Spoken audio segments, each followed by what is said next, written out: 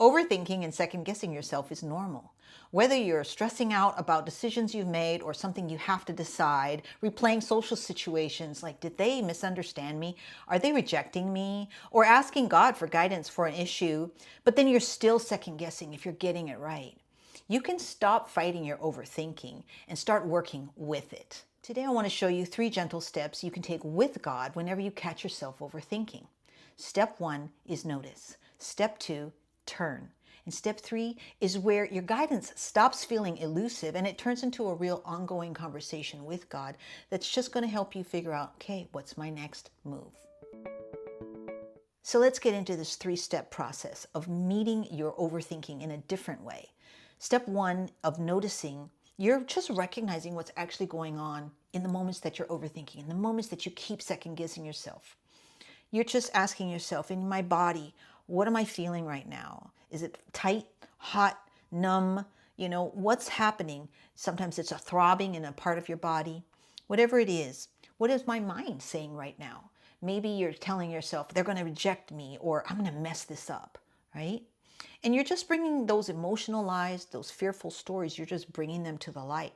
You're bringing them to a sense of awareness because you are noticing them with no shame, no blame, just a mindful open-heartedness. And you need that because step 2 is when you're going to turn.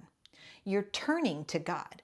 You're turning to God and you are saying, I want to release so that I can receive. That's the twofold thing that you're doing there. As you turn, you're saying, okay, God, I'm noticing these things. And the more that you have the emotional self-awareness to be able to speak for yourself, this is what I'm feeling. This is what I'm really worrying about. It's some basic fear that I have about my worth and stuff like that. Then what you can do is you can say, I release these emotional lies to you. I release the idea that I'm not safe unless I control everything, because we all feel that way at times. I release the idea that you're disappointed in me. Whatever it is that's coming up for you, you are intentionally releasing it. You're releasing your control over the outcomes or of other people, because your problems, they're still there. You still are going to have to work through them. But what you're doing is you're releasing the stories about them. And that is so vital because then you can be open for receiving. And when you're turning to God, you're wanting that guidance. You're wanting to receive the divine guidance. You're wanting to have a sense of, okay, what's next for me? What will help me to feel settled? And in those moments, is overthinking going to try to lure you back? Oh, yes, it is. But what we really need to do at that point, as we're turning, we're releasing, then we really got to sit for a minute and say, I am willing to receive something different in how I see myself in this scenario, how I feel about the situation or about the other person. Whatever it is, you at that moment need to deeply want Spirit's support, Spirit's clarity, and Spirit's assurance. You have to say, I'm willing to release ego and fear and these things. You are just wanting to be aligning your will with God's will, okay? And that's not such a big concept. That's really just saying, you want peace for me, and I'm turning and I'm saying, I'm willing to receive that peace. At that moment, what you're choosing to do is say, God, I release this story and this pressure to you. Show me what's actually true and help me just to define my next step. And as you sit with that, all you can do is do your best to receive. Whatever it is that comes through for you, if it's humble yourself, go and apologize. Maybe that's your next step. Or maybe it's find your integrity and go speak up for yourself. Maybe it's that. Whatever you sense from God, even if it's small, you're going to let that be enough to walk with. And that takes you into step 3.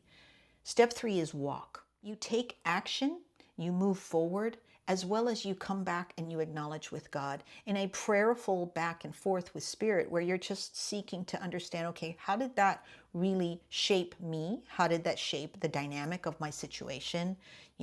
How did it bring peace? What do I need to do next? That sort of thing. And you're acknowledging the way God participated with you all through this.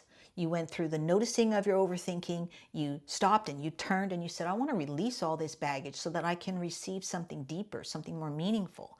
And you're acknowledging that God has been participating with you in that. It helps you to be even more humble, more grateful for the ways in which, your faith and the choice that you're making to cultivate that is turning into real life experience of what that divine guidance feels like, how it really serves and supports you. So that all of these 3 steps, they really become your daily partnering with God.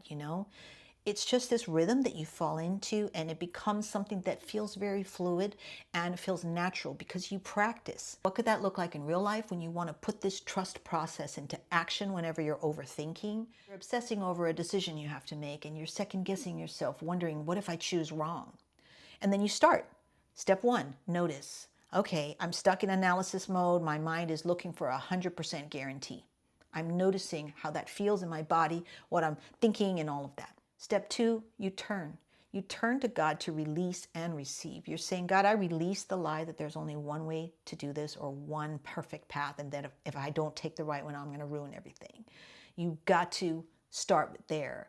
And you're just ready to receive when you say, help me to just focus on my next step, just my next faithful step, right? Because then you just gather the info you have, you choose the direction, and then you move gently. The step 3 is where you take that action. You move forward. You make the call. You apply for the job. You submit the proposal. Whatever it is. And you follow up then with acknowledgement.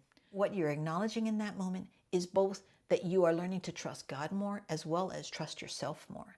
And trust this mind, heart, spirit circuit that brings the 2 together when you mindfully do steps like this to bring yourself into that mix. Each time you repeat this 3-step cycle, you're giving that anxious mental energy a healthy direction to flow. And that turns your life into kind of this ongoing conversation with God where you just take a step, you reflect, you learn, you adjust, and then you go again. So as you move forward in life, don't try to fix your overthinking. Just let it be a cue. Notice, turn, walk with God, and repeat. So if this was helpful, the next thing I'd love for you to watch is my video on 3 gratitude steps to experience life better.